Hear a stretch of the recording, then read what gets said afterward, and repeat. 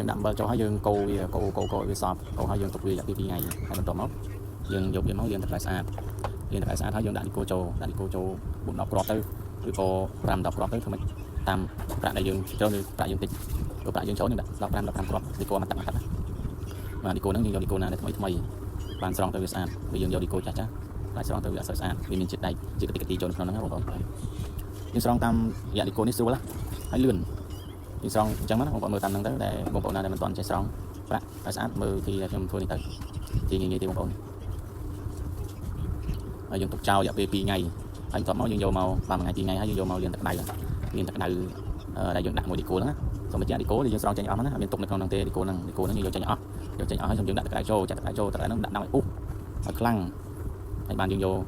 ទឹកក្តៅហ្នឹងយកមកលាងសម្អាតជាមួយនឹងប្រាក់ដែលយើងស្រង់បាន1ថ្ងៃ2ថ្ងៃមុនហ្នឹងណាហើយយើងទុកចោលមួយយប់2យប់ហ្នឹងយើងយកមកយើងកូរទឹកក្តៅស្អាតកូរទៅអស់ជាតិដែកអស់ជាតិឆេះអស់ជាតិក្រហមនៅសជាតិសហ្នឹងអូខេហើយប្រាក់ហ្នឹងនឹងអត់ស្អាតល្អហ្មង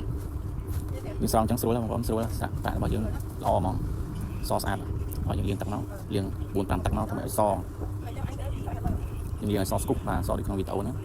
ហើយមើលតែខ្ញុំធ្វើទៅរួចហើយយើងយកមករំលាយបាទទឹកចុងក្រោយឲ្យរំលាយហ្នឹងរំលាយមកដឹងលទ្ធផលប្រាក់ហ្នឹងគឺស្អាតទឹក99